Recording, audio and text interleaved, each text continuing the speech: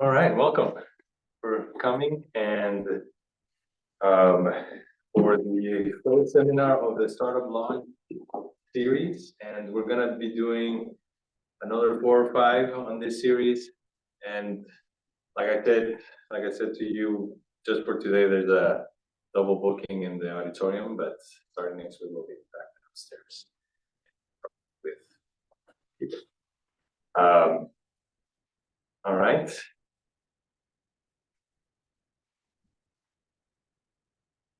This is our series. Next on the lineup, we're gonna talk about customer segment, competition. Then we'll talk about how to register a company. And after that, market research and strategy. And finally, we'll talk about revenue model and fundraising. Quick promo. We're having Innovation Week. It's coming up first week of April. I have a speaker as well as some other events happening, including a drone challenge, a pitch competition going on, and the chapel service as well, and kinetic worship, and some other things in between as well. And in terms of the pitch competition, we had an info session last couple of weeks ago. If you want to watch the recording, you can go to andrews.edu/innovation, and from there you can go to the pitch competition page. If you want to watch the recording on that info session, we're going to do another one on March 5th as well, for those who cannot attend. And to apply to the pitch competition, March 15th is the deadline, and you do that online. And for your case, both you and Jerry are required to apply.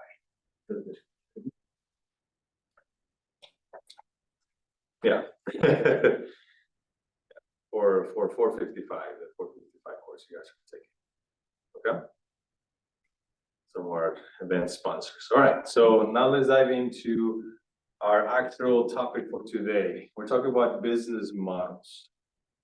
So just a quick definition: a business model describes how an organization creates, delivers, and captures value in economic, social, cultural, or other contexts. Welcome.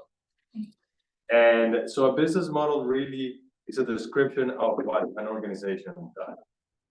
Right. So in that sense, it doesn't have to be a money-making organization necessarily, but a value delivery sort of organization, right? So every organization wants to deliver some sort of value to their customers, whether it's a nonprofit or a for-profit business. There's a value there inherent to what they're trying to do. They're gonna give you something, right? And in return, you may either pay for that service, or maybe it's a nonprofit, so maybe they do it at no cost to the person, but someone is paying for it, right? It's a donor, or some other way to capture the funding needed, but they are delivering a value to you. Now, this is a very good way to understand why we talk so much about business models at this stage for startups. Mostly because in an established company, you have a known business model. Okay, so tell me the name of an established company that you can think of. Apple. Does Apple have a known business model? Right? I mean, they have multiple products, but just look at one, for example, the iPhone, right? It's established business model. They know that people want cell phones.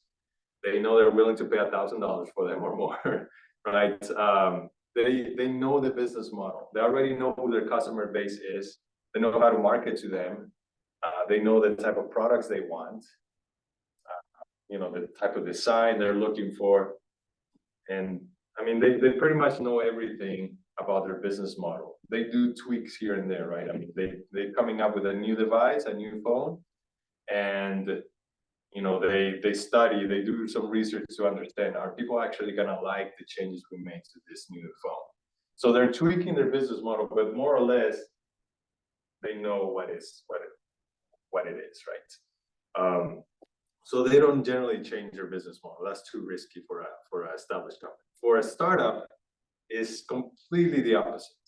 Startups, really the goal of a startup is to figure out what your business model is. That's really the goal. A lot of people think that the goal of startup is to sell products or to develop a product or to grow a company. The goal of a startup is to figure out what's your business model. That's it. Once you figure out your business model, then you're gonna start growing, right? Because you figure out what your product is, who your customer is. You figure out how to market to them.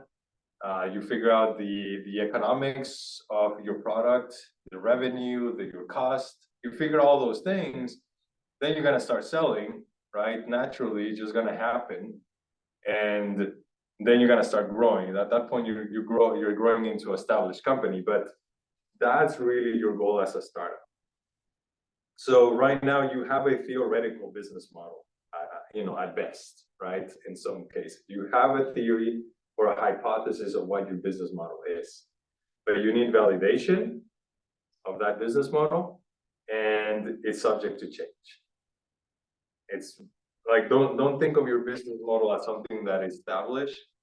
It's really, it's a work in progress.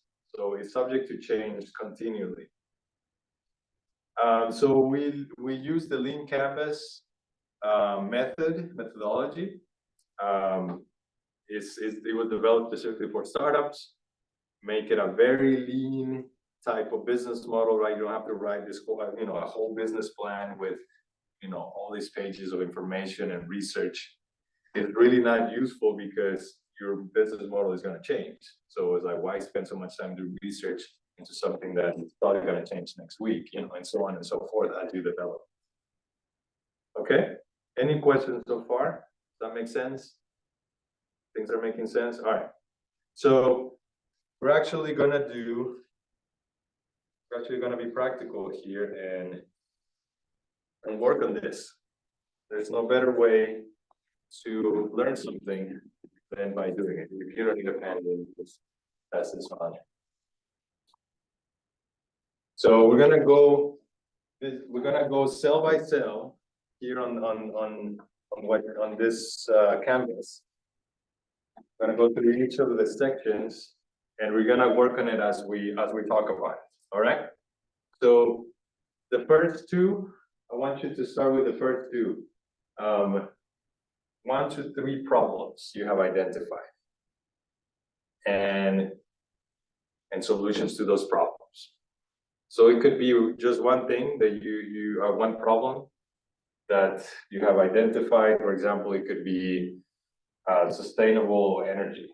Like you think that's a problem you want to tackle, or it could be affordable housing, or it could be any problem that you think is important.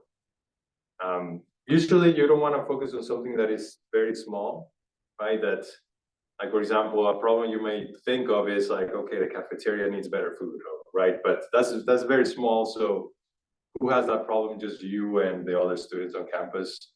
Sure, you can try to tackle that problem, but it's going to be very hard to build a business or organization around that, because it's just very few people who could be your customers.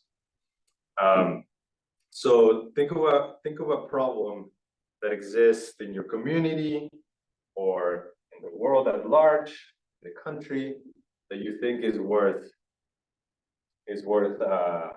tackling, and just write it down. So I'll give you a few minutes to think through and write it down. So I'm gonna have my clock here just to make sure that we're marching through this properly.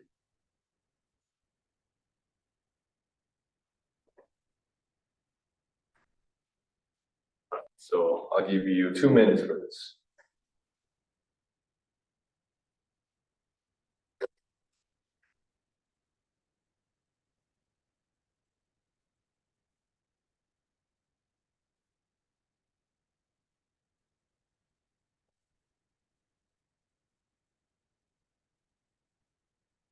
problem doesn't necessarily need to be like, save the world and save all the children. It could be something that is more product oriented.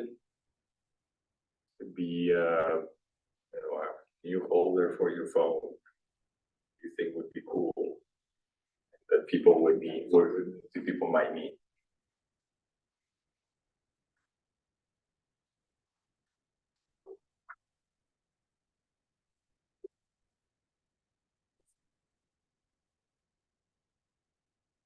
Okay, you have another minute here.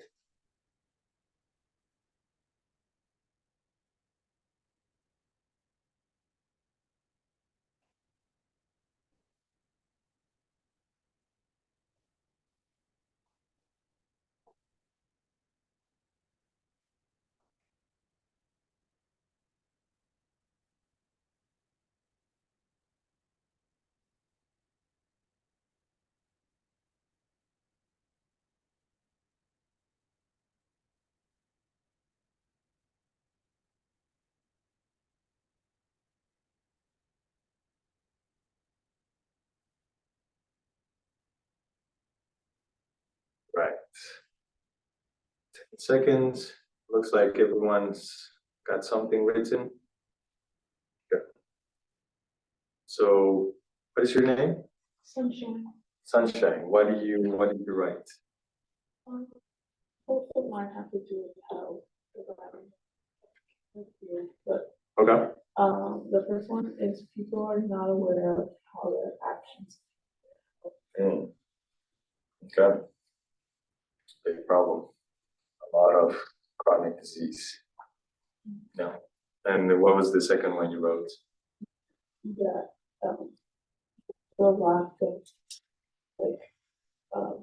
specialization private practices for physical therapy. Okay. Okay. Yeah, healthcare is a big problem in this country. It's too expensive, and the population is actually getting less healthy, more sick. So, which means that, I think that's every year. like, how are you gonna pay for that, right? Because like insurance companies are just gonna keep increasing their premiums because they got all this customers spending lots of money on healthcare. And at some point, like, no, I mean, even now it's really hard to afford health insurance. That you have a full-time job and still it's expensive. And it doesn't even cover it, right? 100%. So you still have to pay out of pocket a significant amount. So yeah, healthcare is an issue, big issue. What's your name? Prudence. Prudence. And what problem did you identify? Our health facilities in developed country. Yeah. And malnutrition due to unsustainable agriculture method. Okay. And the last one was the high cost of fuel and gas. Okay. In developing countries or in general? In general. Okay. Very good. So you have three slightly different from each other type of problems, right? But still three important problems. The first one you mentioned facilities, right? For healthcare. Yeah. Yeah. No, I know that for a fact. I'm originally from Mexico, so I know that healthcare facilities can be very, very poor, right? Comparatively to developed countries. Very good. Adrian, what do you have? Well, I had one problem. I wrote a lack of shade creates hotter temperatures in cities. Okay. So specifically around Mm. in Roseville, you get pretty hot, but not everywhere. Okay. Okay. So lack of shade, you said? Okay. So they're just, cities are built with lots of concrete, lots of asphalt, and it just gets really hot. It just yeah. Where you say you're from? Roseville. Okay. Okay. So it gets warm over there. Yeah. Okay. All right. So good. You identified a problem or multiple. Now it's time to outline a possible solution. Right? What is a possible solution? Don't try to think of a solution to completely solve the problem. Because that may be too overwhelming, right? And that may sound like pie in the sky, like, oh yeah, we have billions of dollars, we could solve this, right? So, but think of one possible solution to that problem that you think could address at least part of the problem. And try to focus on one. If you wrote more than one problem, try to focus on one that just for this exercise, and you can work on more later, but try to focus on one that you think is very relevant to you. So I'll give you a couple more minutes to work on this.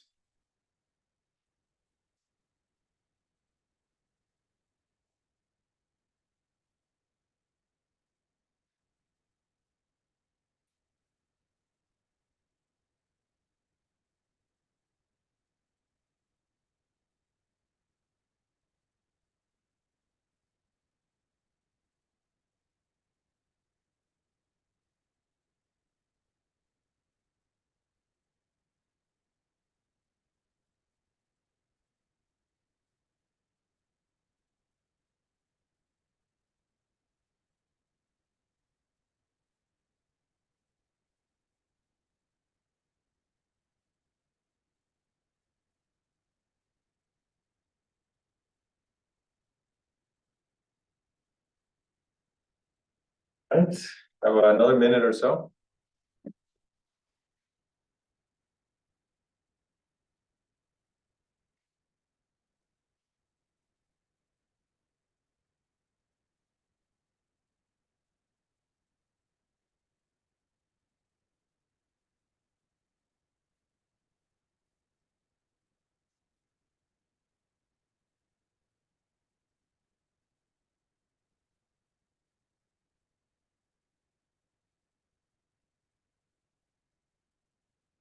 You guys have quite a few bullet points there. All right, now let's start with here. So I have planting more trees to shade, and I have changing or adding something to like the concrete asphalt to decrease heat. Okay, so planting more trees sounds like a very good idea. And that could be maybe more of like a nonprofit organization, right? It does that kind of thing. Spraying some sort of coating, that reduces heat absorption to the asphalt and concrete. Sounds more like a business product. So it really depends what direction you want to take with this, because the nonprofit route, you're depending a lot on donations. It's to some degree maybe a contract with the city, right? But at the same time, if you go to the city and say, give me money to plant more trees, I'm afraid they're gonna say, well, why can't we just do that ourselves, right? I mean, why would they hire you to do that, right, essentially? So that may be a challenge. So, but the other solution may sound more interesting, maybe easier to implement, right? Maybe go and spray something on the asphalt, right? Rather than like have to dig holes everywhere and plant trees everywhere, which would be a better solution, but at the same time, it's just more, probably more time consuming, or requires more money or right? So I guess for the purpose of this exercise, maybe stick with the second one, with the coding idea. Sunshine. So with the specialization for the physical units, you could have like multiple people working in each they're like specialized in a specific area. Okay. So they all work together. I see. Or it could be like one business owner and then they have employees that it's just more well. I see.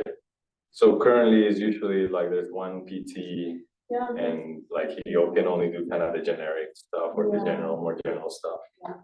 Okay. So people who go there for help, maybe they have a specialized need. Yeah. Okay. Or like some places will do like sports. Right. It's very specific. Yeah. So I feel like certain areas they have like a lot of this, but not enough of this. Yeah. Very good. Okay. And what's the other one? wellness education. Wellness education centers, okay. Very good, so I would say both are probably about the same in terms of like the complexity of them. Because both of them require some sort of organization that manages, people essentially. Because you're trying to manage people, either an education center or a clinic that has multiple specialties, right? So you're looking at very similar types of businesses in your case. Or combine those two, exactly. I mean, I don't know if you've seen in Niles, they have, I think last year they opened up a gym. And it's just, a regular gym. And they also have, I don't know what kind of professionals they have, but they claim they can also help you with like physical therapy and sports medicine and all that. So it's like, I feel like that model is kind of starting, it's kind of starting to pop up in different places. And you can go to the gym and then there's a guy there, in his office where you can go help you with some injury you have or whatnot. Yeah. So I thought that was a clever idea to try to connect more people and combine and connect more people with physical therapy, maybe even at a lower cost, because being in the gym, maybe the therapist gets a lot more customers, they come in, other than a clinic somewhere else that you have to make an appointment and go, right. So I guess maybe the idea of having some sort of health education center, you go learn, and by the way, there's some specialists here if you have a need with some physical therapy. Yeah. That could be an interesting model. Okay. And what was your solution? To the problem of malnutrition due to unsustainable agriculture, I say that people can get educated on what climate change, and that way it can lead to more sustainable methods of agriculture, such as shifting cultivation, especially in areas where like some plants grow better in areas than in areas. Okay. Good. So education, type of a educational effort. Okay. Very good. Did you work on any of the other problems or just that one? Then for the poor health facilities in underdeveloped countries, I think the way to approach this is through prevention of those diseases, because underdeveloped countries also face healthcare shortages. So by educating people on how they can prevent diseases and how they can have healthier lives, I can sort of lessen the healthcare practitioner to patient ratio, Sure. so that way more people get attention, which we need that. Okay. Very good. I mean, and you can think of other solutions maybe related to the importance of the facilities by creating more opportunities for private type of investment, to go into healthcare. Sometimes in a lot of developing countries, the government manages healthcare, and that creates a scenario where sometimes the government doesn't have enough resources, right, to provide. But private investment could also bring in some additional funds to help improve facilities. All right, so moving on, we worked on problem solution, right? And this is very basic at this point, but really identifying the problem is the first. I mean, it's not only the first step, but it's the most important step when you're creating a business model, right? For example, you mentioned Apple earlier, the iPhone. I mean, what was the problem that the iPhone solved when it came out, right? There were already cell phones in the market, touch screens already existed, Wi-Fi already existed, the internet already existed, right? So it's like, why was Apple successful? Is because they integrated all these technologies into one product, right? And BlackBerry was like huge at that point, but BlackBerry was like, you didn't have a touch screen to type, like you had buttons and a very small screen. And iPhone changed that and gave you a big screen, a smartphone with integrating a bunch of technologies that were out there, right? So they found a problem, and from that problem, they were able to develop everything after that. understanding possible solutions and so on. So the problem initiates everything, and it should always be your guide when trying to figure out what's the solution and everything else that revolves around that solution. So don't lose sight of the problem, and don't think that because your solution is not working, then your idea is ruined. Go back to the problem. Anytime you try a solution, try to present to other people, try to talk to others about it, they think, that's not a good idea. Always go back to the problem and say, okay, well, my solution maybe was not the best, but the problem is still there, and people still need a solution. So always go back to that. All right, so let's move on to the next sections here. The value proposition and or unfair advantage. So the value proposition is the main reason why a customer should buy from you. Should either buy from you or go to you for a service. Right? In the case of a service, instead of a product. What is the main reason why a customer should buy from you? That's your unique value proposition. And the unfair advantage is something your competitors can't copy. So not every business has an unfair advantage. They all have a unique value proposition. They all have customers. That's the reason why they exist. So they all have a value that they're providing to their customers. So think of, for one of the solutions that you selected, think of what is the reason why people would come to you. Okay? And if also, in terms of their fan advantage, and think also why no one else could compete with you. What is something that no one else could copy easily? I mean, eventually anything can be copied, but something that cannot be copied easily.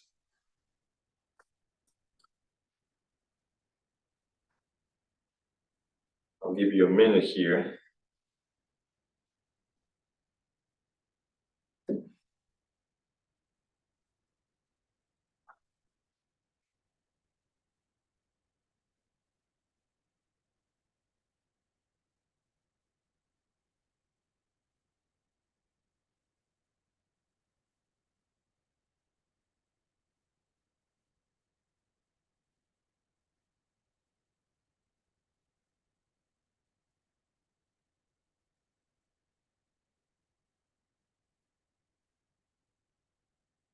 See, you have most of the value proposition written.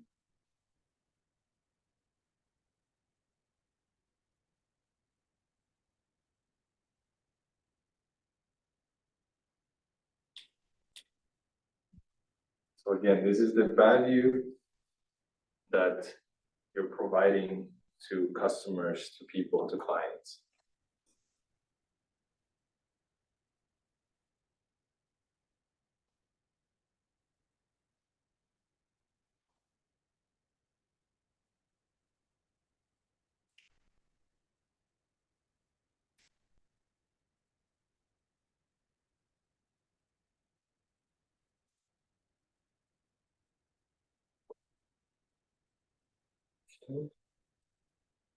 You have that value proposition. Now try to think something that no one could replicate.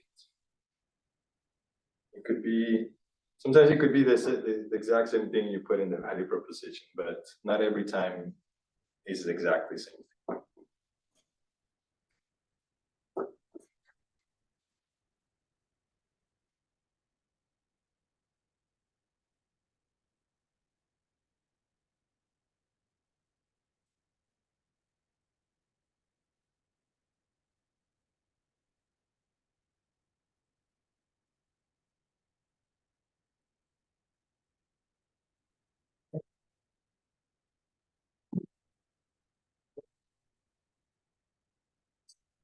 That's what's down. Okay, so you probably noticed that now you're going into more details, more specific. Now it's starting to look maybe a little more like an organization or a business that you're building. Do you guys have trouble writing your value proposition? A little more challenging than just coming up with a generic solution? Yeah. No. What is it that you wrote? One of my unique and proposition. So I'm studying in the healthcare field as well, and I'm from an underdeveloped country. Mm-hmm. So based on what I have learned by being in the US, I could say, I don't say borrow, but then sort of integrate what I've learned Mm-hmm. to where I'm from, so that in a way that everyone can be able to afford, because I also need to be experienced. Very good. So you can connect with people because you're from there, and at the same time, you can bring in some educational value that you are learning, you're acquiring here. Okay, very good. So yeah, that's a value proposition, right? I mean, why would people go to listen to your educational talks or whatever method you're using, right, to educate? Is because you know who they are, you know what their needs are, and at the same time you're connecting this knowledge that they may need, right? So that's simple, but it's clear. It's easy to understand. What about you? What do you think about your value proposition? So I kind of combined everything. Okay. So if it was a wellness center, Mm-hmm. it could offer, like therapy, and it could also have a gym and, like, a supermarket, but Okay. like quality. Like health, Yeah, healthy. like all the health aspects in one place. Okay. And then, people could buy, so it would be convenience and quality and education all together, and they could buy a membership package. So if they have the membership package, like for example, if they go to the gym, they Yeah. can also stop by the supermarket in the same building and then have a discount connected. Sure. you know? Yeah. Good. Very good. Starting to shape up. Right. Starting to shape up now. Adrian, what do you have? I put that reducing the temperature using the code would allow for more community involvement and activity, so that would like Okay. boost business. Okay. So you would go to a city or a town and say, have this coating, and they're like, well, why should we pay you to spray this? Right. And you're like, well, because it means that people are gonna be out and about more, maybe businesses will thrive more because people will go out. Okay. So that's the value that you can provide to a community. Very good. So that's good because you're not focusing on, well, I'm gonna make asphalt cooler, right? Because that's a feature of your product, but not necessarily a value that you can provide. That's good. Good stuff. The unfair advantage portion, we'll skip that for now, but I think you get the point of what the unfair advantage is. It's just measuring yourself with competition, saying what's something they cannot come. But in the interest of time, let's talk about the other sections of this lean canvas. So we have the customer segment. That means that not everyone needs your product or service. Sometimes we try to be too broad, and by doing so, we don't reach anyone, right? Because we're just trying to reach everyone at the same time, and in that process, you just get lost, overwhelmed with the marketing or whatever we're trying to do to reach those people. So that's your customer segment, and you're trying to be specific. Sometimes you start very kind of broad, and as you talk with people more, as you develop your idea more, then you can specialize more. You can select a certain group of people. For example, in your case, it may be individuals who want to improve their health. Right? So that's your starting customer segment. You're like, okay, that sounds good. But then at some point, you may notice that, okay, you know what, it's not just individuals who want to improve their health, it's actually 20 to 40-year-olds that are usually the ones that want to, be part of our wellness center, right? So like you'll develop that customer segment more as you go, but you have to start somewhere. In your case, it may be any individuals in your country that need health education, right? So that's broad at first, but then you'll notice that, okay, who's coming to our educational programs? You'll notice that maybe it's only adults that are coming, right? So it's like, okay, that's our customer segment.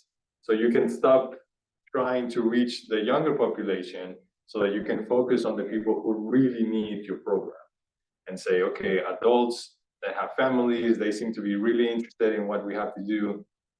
That's your customer segment, right? In the case of Adrian, I mean, you may think cities that have, high levels of heat. But then later you may notice that not every hot city will want your product because maybe not everyone can afford it. Maybe not, maybe not everyone is interested in creating a more dynamic community. Maybe some towns are like, we're fine the way we are. We don't want to change our town culture, right? So your customer segment will shift. And if you look at this lean canvas, on one side you have the problem, on the other opposite end you have the customers, right? And everything in between is connecting that. And what are the things that you're doing to solve a problem for a group of people, to solve the problem for the customer segment? So everything in your canvas in the middle are just things that you're doing to help the customer with the problem you have. That's why those two blocks are on opposite ends on the canvas, to make sure that you are always conscious of those two things, because those two things are really important: the problem and who's your customer. Channels, that one is not too complicated. How will you reach your customer segment, right? How are you gonna first bring them on board with your idea? Maybe even before you establish your business organization, how are you gonna go ask those people, see if they're interested? Because you want to make sure that you're building a customer base even before you launch, whatever you're doing. So how are you gonna connect with them? How are you gonna ask them questions? How are they going to connect back to you, right? If they have any issue with what you're doing, if they want to provide feedback, how are they gonna reach back to you? So channels are just this two-way street that you're trying to create with your customer segment. And some of them can be very traditional methods like social media, ads on TV, ads on newspapers. Some of it could be more focused, like a focus group, for example, that you create to talk to people. But whatever the case is, you're just establishing how you're connecting with that group of people. Okay. Key metrics. I think that one is pretty self-explanatory. These are just metrics to map the health of your organization. Okay. So how are you gonna measure if your organization is doing well? Usually sales is a pretty common one. If you're selling something, if you have subscriptions, how many, if you're doing maybe educational programs, or how many people are attending, if in your case, how much product, are we selling, how much volume of product. So those are all key metrics. Even in terms of marketing, you can develop some metrics. Okay, we sent out, on the mail, we sent out ads on the mail to this whole zip code, and only one person showed up. Right? I mean, that's a metric that tells you that your marketing campaign was not successful. It wasn't best, and you spent a lot of money on that, right? So metrics to measure the health of your organization. And finally, revenue streams. How are you gonna make money or get money? Is it a subscription? Is it donations? Is it just sales of product? So regardless of what you're doing, you need funding to keep your organization moving. Okay, so, and cost structure are, what are the expenses that you need to make to keep your organization moving? Okay? I know I kind of just give you the rest of the canvas kind of in one pass. But do you have questions on those things? Customer segment, channels, key metrics, revenue stream, cost structure. Okay. So like I said, those tend to be pretty self-explanatory. Once you define your problem solution and identify your value proposition, everything else kind of flows, right? Everything else is just like, oh, this is how we're gonna make money, and we're gonna charge people this much. This are our expenses, marketing, operations, salaries, a clinic or a building, right, where you have a wellness center. So it becomes pretty self-explanatory after that. Any other questions related to the Lean Canvas model? Okay. So to wrap it up, like I said at the beginning, your business model is the basis of your startup. This is what you're trying to figure out. And you can take more if you want to, or you can just do this as an exercise. As you're developing a startup, you literally grab a canvas, you put all this, you fill it up, and you're like, okay, this is what I think my business looks like. And then you think about it, you talk to people. If you have a partner, helping with this, and then you come back and you say, you know what, I don't think we have the right customer segment. So you go out again, and really the main, as you're developing that, your business model keeps evolving, and you keep refining until you feel comfortable enough to actually launch a business. And at that point, you're probably gonna move from just a simple Lean Canvas. Maybe you're gonna develop a whole business plan, right? Go more in depth once you're ready to launch something.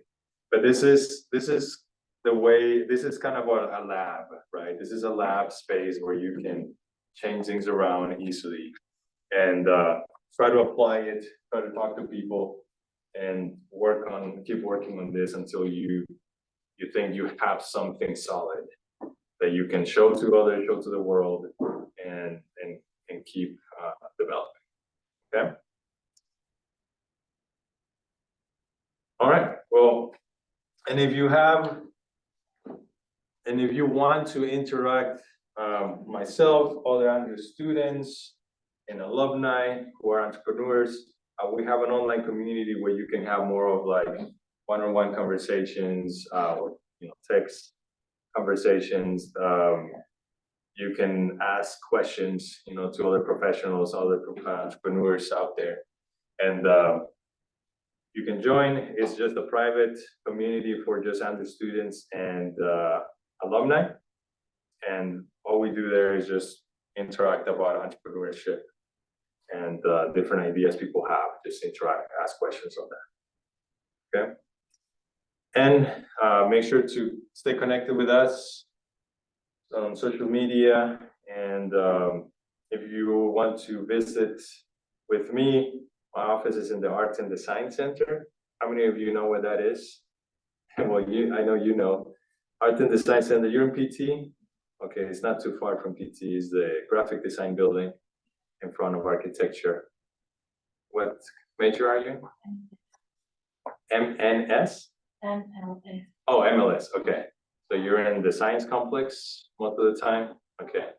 So graphic design building has a tall chimney. If you know where Johnson Gym is, there's a big parking lot, and then on the other side of the parking lot, there's a smaller building with a tall chimney in front of architecture, and kind of in between architecture and engineering, Harrigan Hall. It's like that small building. Yeah. But you can email, you can check our website, or follow us on social media for any other questions you have. Okay. So actually.